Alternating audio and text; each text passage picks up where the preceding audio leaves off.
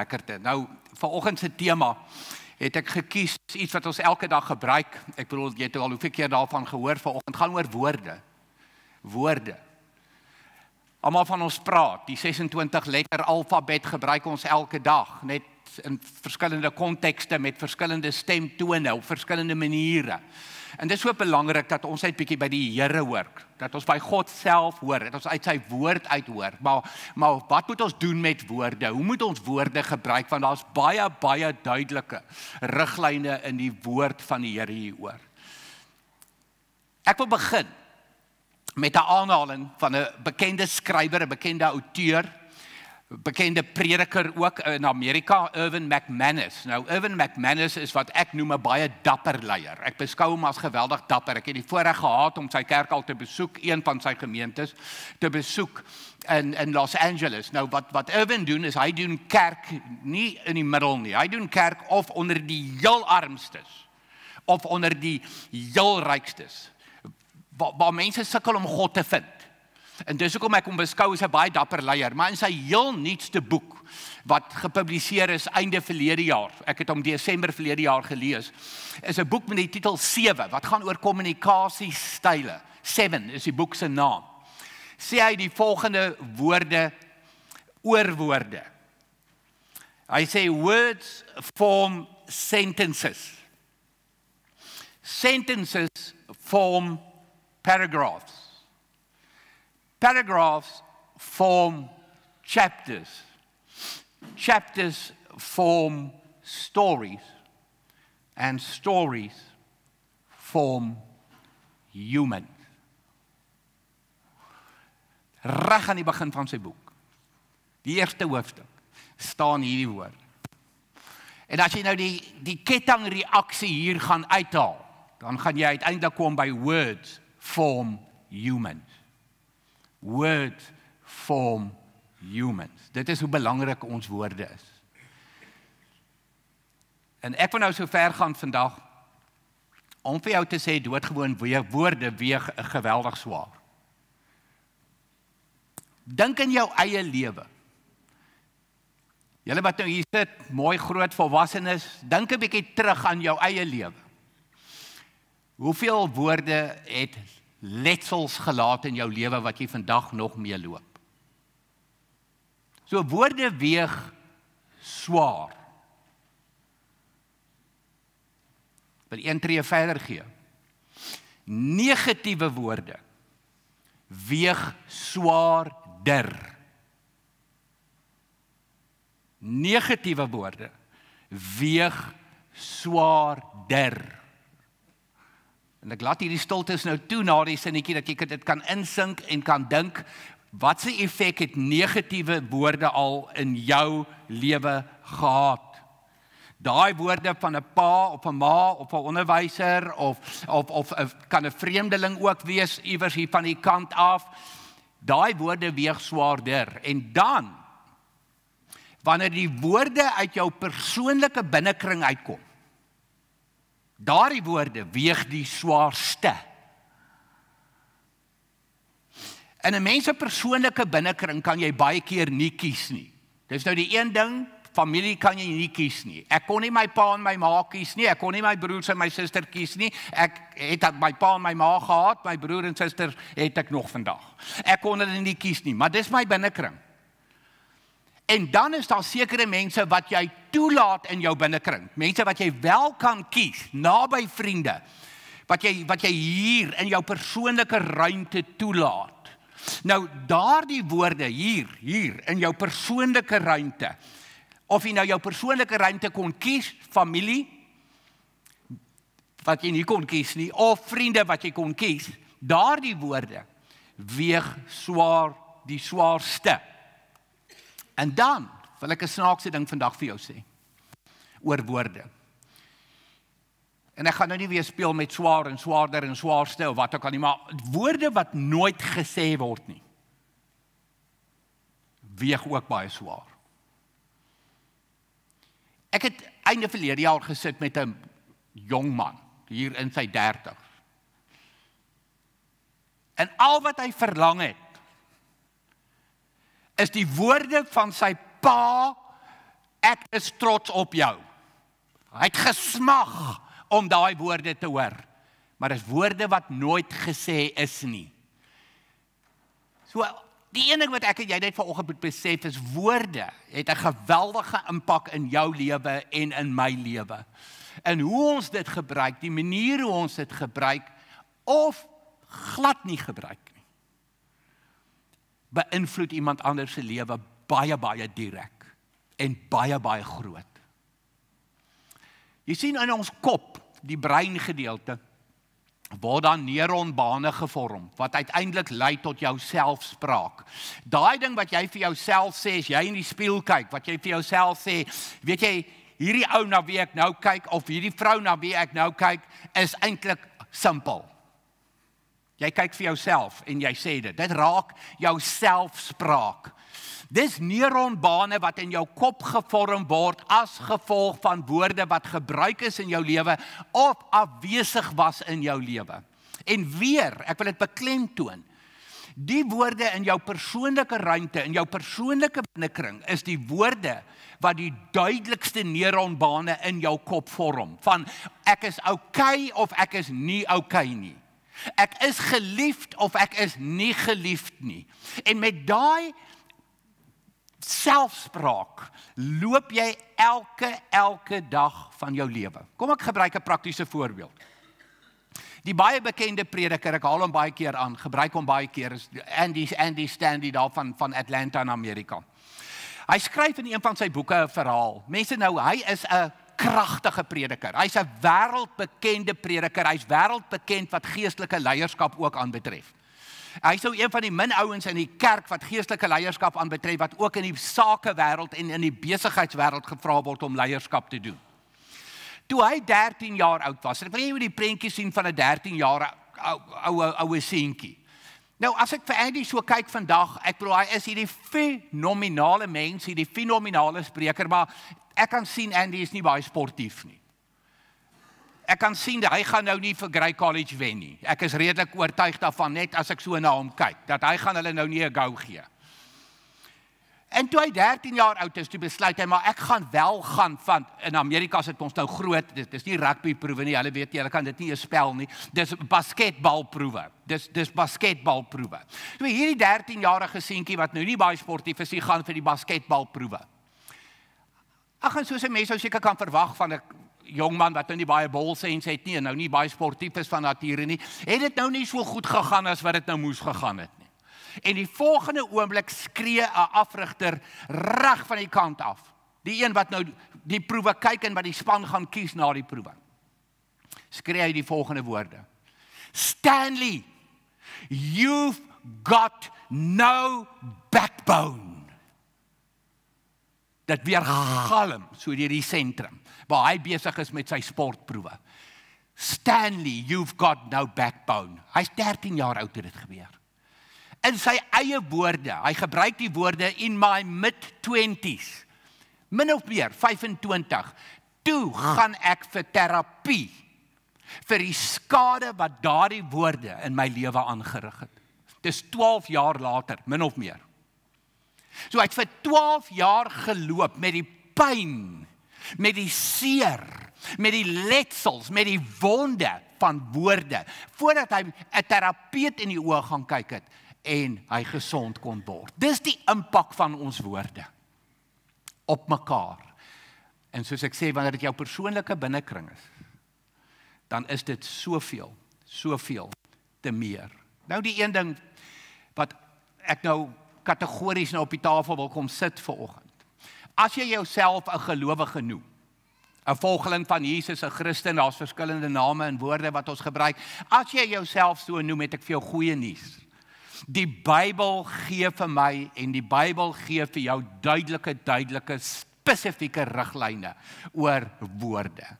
En dis waarby ek wil stil staan vanoggend. Kom ons hoor die woord van die Here oor hierdie woorde wat ons gebruik, hoe ons hulle gebruik of die afwesigheid van sekere woorde. Die eerste skrifgedeelte wat ek wil gebruik is Efesiërs 5 vers 1 en 2. Paulus is hier eers besig met die lewe. So, ek noem hierdie so 'n sambreelvers oor die lewe. Hierdie gaan nie net spesifiek oor woorde nie, dis 'n sambreelvers oor die lewe. En hy sê in Efesiërs 5 vers 1 en 2 die volgende. Hy sê, omdat julle kinders van God is, dis hoekom ek sê, as gelowiges, ons het nie 'n keuse nie. Omdat ons sê, ons is kinders van die Here, en hy julle lief het, moet julle sy voorbeeld volg. Daar is die sambreelteks wat vir ons lewe. Lewe in liefde. My vertaling van daai woorde, laat liefde voorloop. Laat liefde jou in alles lei. Lewe in liefde, soos Christus ons ook lief gehad en om ons ontwil sy lewe as 'n offergawe gegee het, ja, 'n offer wat vir God aanneemlik was. So hier is nou die sambreel oor jou lewe en oor my lewe. As kind van die Here, as volgeling van Jesus, laat liefde voorloop.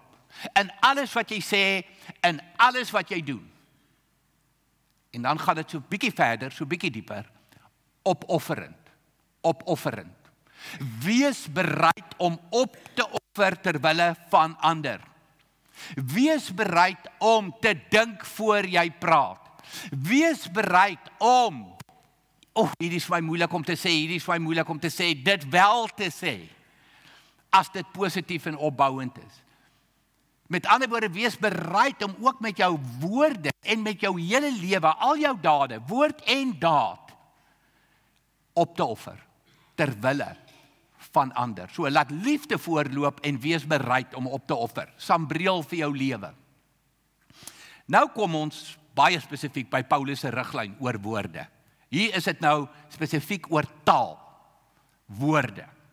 Efesiërs 4 vers 29. Julle almal ken hierdie skrifgedeelte. Vuil taal moet daar nooit uit julle mond kom nie. Ook as die Springbokke speel.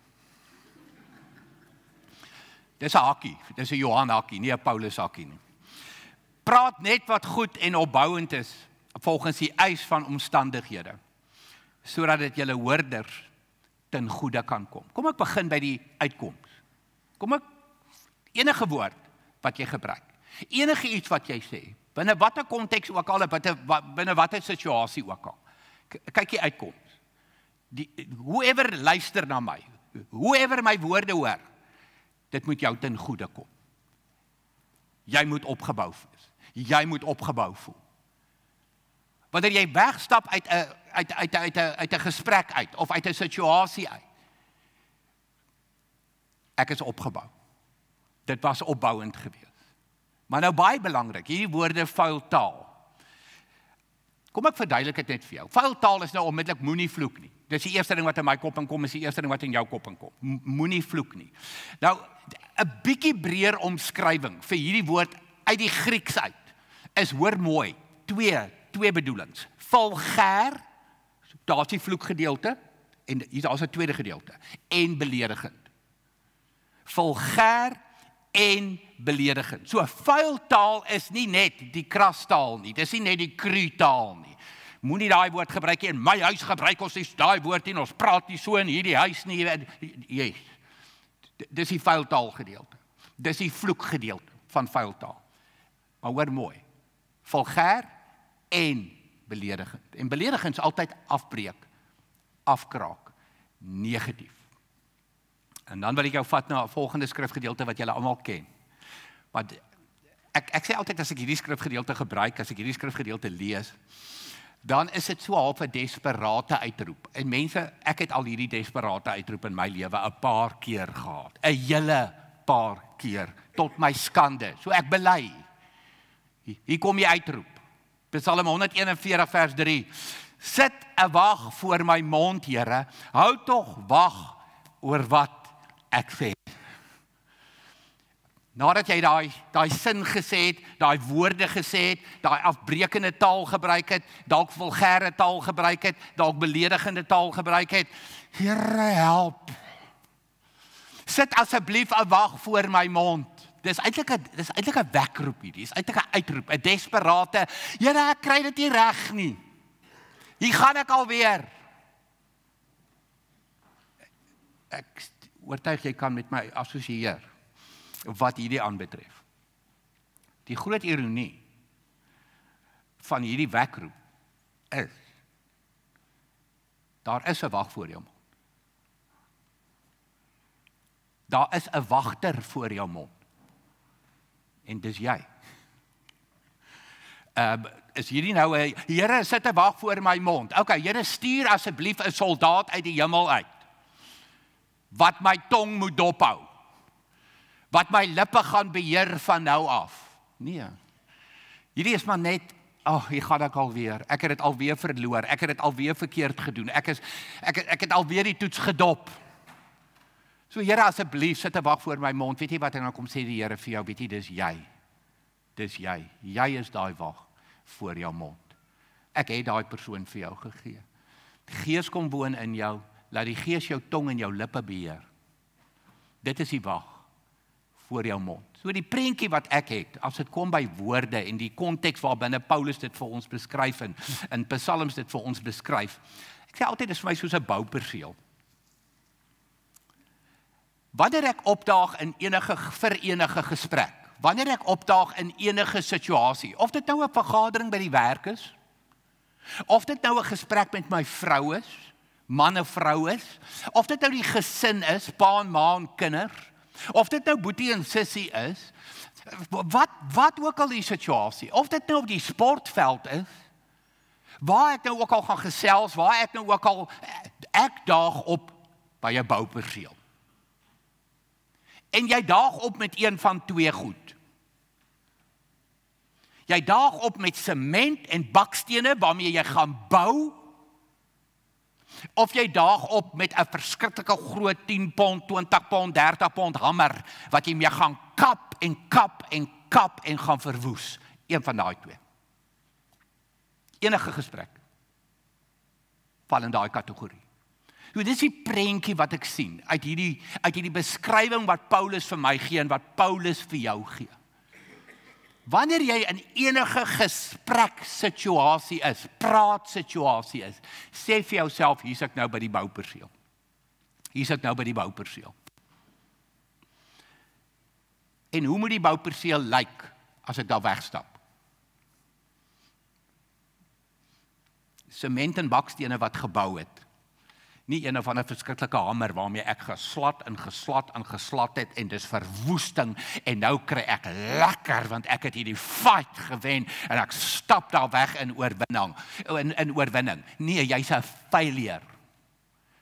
Dis die grootste vorm van mislukking wat jy kan wees. Jy het afgebreek, jy los 'n bouval agter. As gevolg van woorde. As gevolg van woorde. So mense, hierdie skrifgedeelte uit die Psalm sit 'n wag voor my mond. En ek sê weer vir jou, die Here kom sê vir jou vanoggend, jy's die wag. Jy's die wag. Ek's die wag voor my eie mond. Ek moet eienaarskap vat vir wat daar uitkom. Ek kan nie verwag die Here moet hier uit die hemel iemand stuur wat nou gaan beheer neem oor my tong nie. Ons is in die Paastyd, een kersie wat brand, hy het iemand gestuur. Daai iemand leef in jou. Hy leef deur jou. Laat hy ook in jou leef en deur jou praat. Dis die wag voor jou mond. Daag op by die bouperseel met die sement en die bakstene om op te bou en om te verbeter. Nou, ek het net vir jou gesê, wanneer ons praat, gaan dit ook oor opoffering. Opoffering. Die breë sambreel van ons lewe, maar ook wat gesprek aanbetref, is ons moet bereid wees om op te offer. En hier help Jakobus ons verskriklik mooi. Nou mense, Jakobus is ek verskriklik lief voor. Omdat Jakobus baie prakties is, maar ek wil jou waarsku. Wanneer jy down is, wanneer dit met jou regtig swaar gaan, en jy gaan na die Bybel toe, moenie Jakobus lees nie. OK, ek gee jou toestemming nou hier in die kerk vanoggend. Gaan Jakobus verby. Want hy's reguit. Wanneer dit met jou swaar gaan, dan lees jy Psalm 23. OK. Dit gaan vir jou meer beteken. Daardie woorde gaan vir jou meer beteken. Maar Jakobus is prakties. Hy's prakties. En dan kom sê hy vir ons wat woorde aanbetref. In Jakobus 1 vers 19. Kom sê hy, my liewe broers, my liewe susters, Dit moet julle in gedagte hou. Elke mens moet maar te gewillig wees om te luister. Nie te gou praat nie en nie te gou kwaad word nie. Oeps. Ek het jou gewaarsku, dis Jakobus. Nie te gou praat nie, nie te gou kwaad word nie. Raak vir my rustig. Sit 'n choppie op die vuur. Wag met jou praat en wag met jou kwaad word. Parkeer dit net gou. En luister. Die belangrikste gedeelte van enige kommunikasie is nie praat nie, is luister. Hoekom? Hoekom? Luister is opoffering. Luister is opoffering. Jy kry mense wat praat soos masjiengewere. Dit gaan so. My jongste dogter. Jy hoef nie vir haar te vra hoe dit gaan nie. Sy vertel jou hoe dit gaan. Toe sy nog in die huis was, en 'n skooldogter, en sy gaan op 'n kamp, jy staal jouself vir die terugkom. Want sy gaan vir jou vertel wat het hulle vir elke ete gehad, elke stukkie van die bord, elke aktiwiteit wat hulle gedoen het in die fynste detail. Dis lekker om so 'n kind groot te maak, net so te loop. Jy hoef niks uit haar uit te trek nie. Sy gee dit vir jou. Maar hemel, jy het ook net soveel luistervermoë. Dis opoffering. Dis opoffering. En of jy dit nou moet uittrek en of dit nou kom soos 'n masjiengeweer, maar luister. Luister. Voor jy praat en voor jy kwaad word. Met ander woorde wat Jakobus eintlik vir ons in hierdie skrifgedeelte sê, verskriklik belangrik, is fokus op ander. Fokus op ander, dis wat luister beteken. Wanneer jy praat en ek luister en ek vra om nog meer te luister, is die fokus op jou. Dit vat my tyd, dit vra my energie, dit vra my hele mens wees, vra my fokus. Dis hoekom ek altyd sê, vandag is een van die grootste dade van liefde wat ons aan enige mens kan bewys, is luister. Hoor mooi, daad van liefde. Wat het ons Sambrielteks vir ons gesê vanoggend? Laat die liefde voorloop. Laat die liefde voorloop. In kommunikasie is dit nie jou woorde nie, dit is laat luister voorloop. Laat luister voorloop. Nou kan jy vir my sê, maar Johan, met ander woorde, ek moet net nice wees as ek praat. Ek moet net altyd nice wees. Mense, ek haat daai woord nice. Want nice is baie keer plastiek. Nice is partykeer egte plastiek. Want dit is partykeer nie die waarheid nie. Wat van eerlikheid? Wat van eerlikheid? Wat van die beginsel van eerlikheid? Hoe maak jy 'n kind vandag groot? Help my, liewe ouers, as jy nie gaan eerlik wees met hulle en hulle eerlike leiding gee. Kollegas by die werk partykeer wat 'n afmoment of 'n swak moment het. Hoe gaan hulle ooit verander as jy nie eerlik gaan wees nie? Ons het 'n verantwoordelikheid teenoor mekaar om eerlik te wees ook in ons kommunikasie. Maar dan weer, dis altyd waarheid, eerlikheid in liefde. Dis altyd waarheid met genade. Ek noem dit die 2 pilare van die lewe. Daar's die 2 pilare van die lewe. Ons moet in waarheid leef, altyd in liefde. Altyd met genade. Daar's die 2 pilare van die lewe. Ons Afrikaans sprekendes oor die algemeen is baie sleg met wat ek noem eerlike gesprekke. Ons is baie sleg daarmee. Jy lê wakker die vorige aand oor hierdie ding wat iemand jou aangedoen het, maar ek kan dit nie vir hom sê nie, ek kan dit nie vir haar sê nie. So wat doen jy? As 'n ding jou pla, gaan jy praat. Die vraag is net met wie? En ek sê altyd vir mense een van 2 goed. Jy praat of met die persoon, of jy praat oor die persoon. En daai gedeelte noem jy skinder.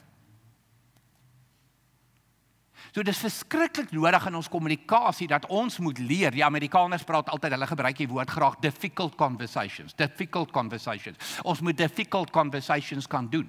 Maar hoekom ons so onhandig is, onbehendig is met difficult conversations, met moeilike gesprekke, is omdat ons vergeet van die Sambreel teks wat net sê, ook in 'n moeilike gesprek laat liefde voorloop. Laat liefde voorloop. Dit is so, mense, ek kan nie paal staan vir 'n persoon se reaksie as ek met hulle eerlik is.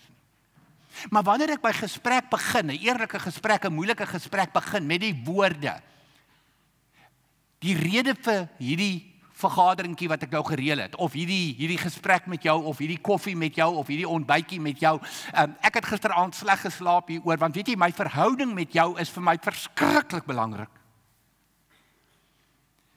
Ek is regtig, ek gee vir jou verskriklik om, ek is regtig lief vir jou.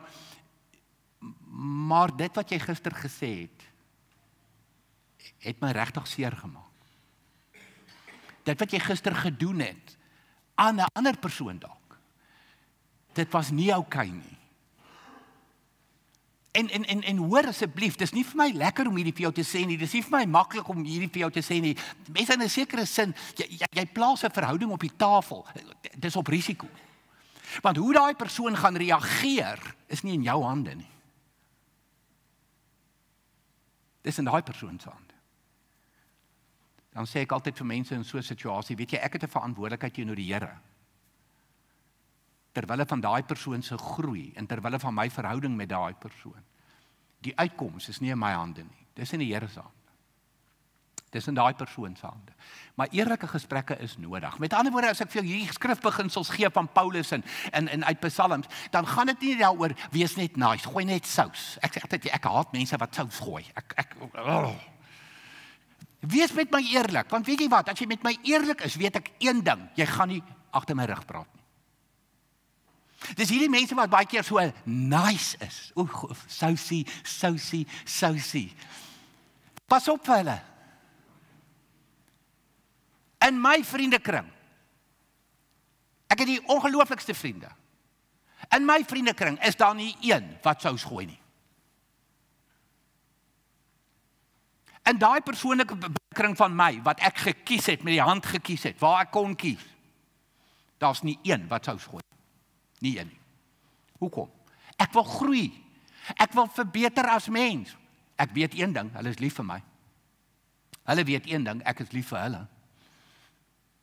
Dis hoekom ek hulle vriende noem. Dis hoekom ek hulle in my persoonlike binnekring het. En ek verwag van hulle om ten alle tye met my in liefde die waarheid te praat. In liefde eerlik te wees. Sodat ek 'n beter mens kan wees. Sodat ek kan groei en kan verbeter in my lewe. Maar hier is die geheim in 'n gesin. Mense, die navorsing, wetenskaplike navorsing wys vir ons. 'n Persoon hoor, wanneer jy 'n negatiewe, moeilike ding vir hulle moet sê, hoor hulle jou as jou balans van woorde, jou balans van kommunikasie na hulle kant toe 20-1 is. 20 positief teenoor 1 negatief. Dis in die sakewêreld. So wanneer dit in jou persoonlike binnekring kom, kan jy dan gaan na 30 positief teenoor 1 of 40 positief teenoor 1 negatief. Dis hoekom ons so sensitief moet wees vir opbou. Kom ek bou 20 keer op vir daai een keer wat ek moet negatief wees. Vir daai een keer wat ek 'n moeilike gesprek moet hê. Dis die wetenskaplike navorsing wat dit vir ons wys. As die enigste gesprek net die negatief is, en dis die hele tyd net die negatief, hierdie gebeur nie, die positief gebeur nie, dan gaan 'n persoon jou nie wil hoor nie. 'n Persoon gaan nie luister na wat jy sê nie. So ons het 'n verskriklike verantwoordelikheid as gelowiges om by daai bouperseel op te daag, in ons huise, in ons vriendskapsverhoudings, by die werk, en te bou, sement te gooi, bakstene te gooi in terme van bou, nie af te breek nie. Daai een keer wat jy nou die moeilike gesprek moet hê, dan gaan mense jou hoor. Ek is naby klaar. Hier is ek terug by Andy, maar hierdie is so belangrik wat hy sê, no one traces the root of their problems back to too much encouragement. Ek neem aan, hier sit 'n paar terapeute hier. Jy het nog nooit so 'n probleem moes aanspreek nie. Too much encouragement. My pa en my ma het my te veel aangemoedig. My vriende is te gaaf en vriendelik met my. Nie een van ons het daai probleem nie. Nee, ek verlang om uit my pa se mond te hoor, hy's trots op my. Dis wat jy hoor in terapie. Ek moes vandag weer hoor hoe dom, lelik, sleg ek is. Dis waaroor terapie gaan. Kyk maar na die woorde van Andy. No, the one traces the root of their problems back to too much encouragement. Wat onthou jy van jou kinderjare? Toe die hamer gebruik is. Sinies, pessimisties, negatief, afbreekende woorde. Dis wat jy onthou van jou kinderjare. Ek sluit af. Ek is terug by die boek van Erwin McManus waarmee ek begin het. Hy sê, words can inspire us. Words can elevate us. Words can change our perception of ourselves. Words can change our beliefs. Words can change our dreams. Words can shape our character. Words can change our lives. Words can change the world. Words can create the future. Kom ons doen dit vir mekaar. Ons skuld dit vir die Here. Om so te leef en so om te gaan met ons woorde. Kom ons bid saam. Here, dankie dat U baie regheid, baie eerlik, baie duidelik vir ons die riglyne kom gee uit U woord vanoggend. Dankie vir Paulus wat vir ons kom leer in Efesiërs. Laat liefde voorloop, laat liefde voorloop. Alles wat jy doen, alles wat jy sê, sit dit onder 'n sambreel van liefde. Here, ek weet elkeen van ons wat hier sit of staan op die oomblik wil uitroep, sit te wag voor my mond, o Here. Het al soveel momente gehad, sit te wag voor my mond, o Here. Here, ons wil daardie verantwoordelikheid opneem vandag. Ek is die wag. Ek aanvaar die verantwoordelikheid, Here. Here, gee vir my die prentjie wanneer ek moeilike gesprekke moet doen van 'n bouperseel. Wat ek nou moet sê is dalk eerlik, wat ek nou moet sê kan die ander persoon dalk omkrap, wat ek nou moet sê kan die ander persoon dalk ongelukkig maak, maar Here, ek kom met sement en bakstene om te bou, sodat hierdie persoon ook uit hierdie situasie beter aan die ander kant kan uitkom, kan groei in hulle lewe. Here, gee vir ons die wysheid, gee vir ons die dapperheid, om wanneer ons woorde gebruik, altyd eerlik te wees, altyd die waarheid te praat, maar dit altyd in liefde te doen, altyd met genade. In U kosbare naam, Here Jesus. Amen.